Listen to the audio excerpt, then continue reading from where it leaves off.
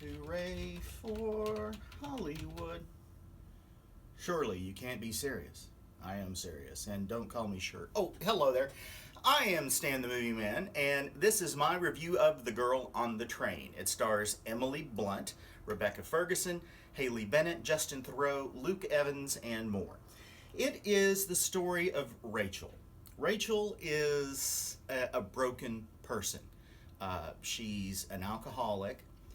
She's divorced from her husband, Tom, played by Justin Theroux, and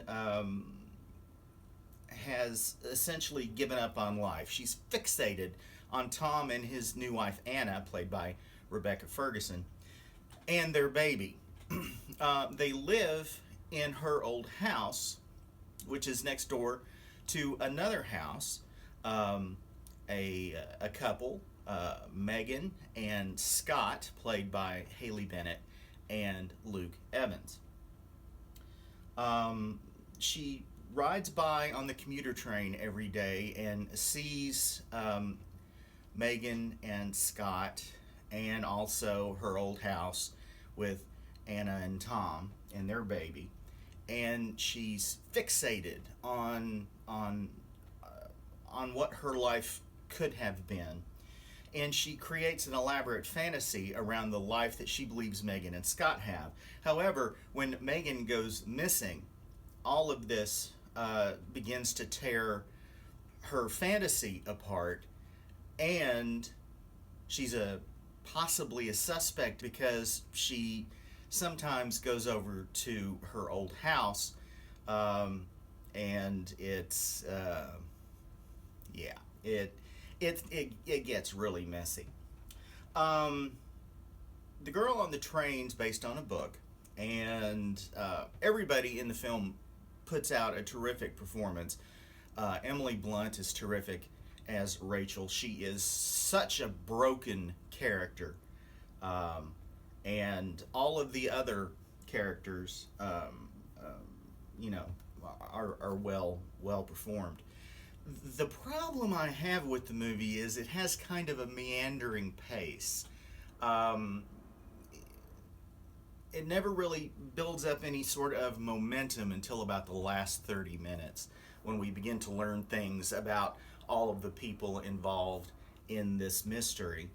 And ultimately, it kind of sputters to a finish. The only real action in the movie is at the very end, and it's just kind of, I don't know. It just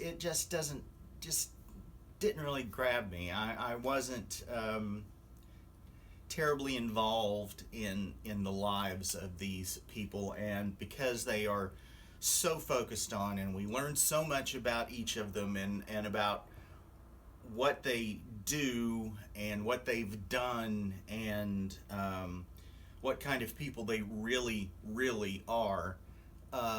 It seems like I would be much more involved in their lives and how I feel about them. But I have to say, I think in part because of the meandering pace and how long it takes for things to happen, I wasn't truly invested in the film. It's a perfectly acceptable thriller, and it doesn't really try real hard, especially in that last half hour, to hide who is responsible for Megan's disappearance. So that won't really come as much of a surprise when you get to the end. So, it doesn't play its cards very close to the vest in that regard, but it does take its time unfolding the reality of all of these people's lives, and it gets really kind of complicated. Again, it's not a terrible thriller, but it's not great. I'm giving The Girl on the Train 3 stars.